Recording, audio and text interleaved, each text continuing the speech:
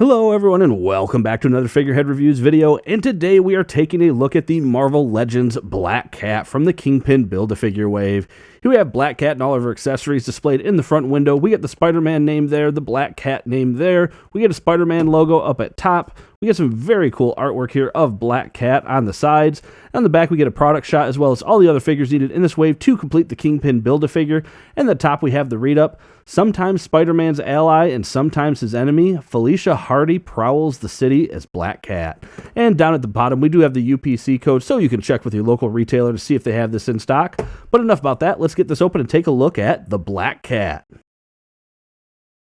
And here she is outside of her packaging, and I've seen some other reviewers that weren't too thrilled with this character, and I'm not really sure why. Messing around with it, I think the design of the character looks good. It's cool to get an updated costume compared to the one that we got a few years ago, that Black Cat. I mean, that Black Cat figure is good, and I think this one is good too, so I don't really have any complaints about either or. This particular figure, when standing up straight, is about 6 1/8 inches tall, which puts her at about 15.5 centimeters tall. She does come with that whip, which we'll take a look at here in just a moment. And then, of course, she does come with the Build-A-Figure piece for Kingpin, which we'll look at when we actually put Kingpin together. So with that being said, let's go ahead and start by taking a look at that whip, and then we'll get a better look at Black Cat. And looking at the whip that we get with Black Cat, it's not a whole lot to it. You get sort of this scale design going throughout, which is kind of cool looking. It's just one color. It's that sort of silver plastic that they used, and then it does get a little bit thicker down here at the end so that you can, of course, pop that right into her right hand, which is designed for gripping, and she can hold on to that without any issue. So she does have the same design as what's going around her waist, which I assume that is meant to be her whip, which the downside is if that's meant to be her whip, and when she's holding the whip, she's got two whips. But yeah, whatever. But yeah, let's go ahead and take a look at Black Cat now. And looking up close, we can see we get actually, I think, a very good looking head sculpt. I think it was really well done. I like the big smile on her face. We get the green eyes and that little half domino style mask that she's got going there, or the domino style mask. I like that. It looks like the paint on the face, or rather the lips and the teeth, and she's got a little lipstick on her teeth, so had an opportunity to maybe make that look a little bit better. But overall, I think the hair and everything came out looking good, and again, I do like that face sculpt. Looking down at the rest of the figure, we can see, as I mentioned, this is a more modern take on her uniform, so we get the cat's eyes there on her chest, and the paint there that came out looking fine. We get the fur on the forearms. I pointed out the whip around her waist there already once before. And actually, you can even see she's got her zipper right there. So they even sculpted that. Oh, and I just noticed too, she's got a little cat right there at the top. That's really neat. I like that. And then for her hands, that's her whip holding hand. And then she does have this more just open claw hand there. And then not a whole lot of detail in the legs other than it just looks like it is a pair of tight pants. You actually have some wrinkles molded in there. I think that is really cool that they did that. And then she has the same fur going down on her calves. So yeah, looks good there. And this is a little bit of a loose material as well in terms of, like, it's not glued or sculpted onto it. You can see I can shift it up and down. So, and I think the same thing on the arm. Yeah, so it can shift up and down. So that's not sculpted on. That is a separate little rubber piece, and it does flex a little bit. And then her shoes came out looking good. So yeah, overall, I like the design of this, so I think it looks good.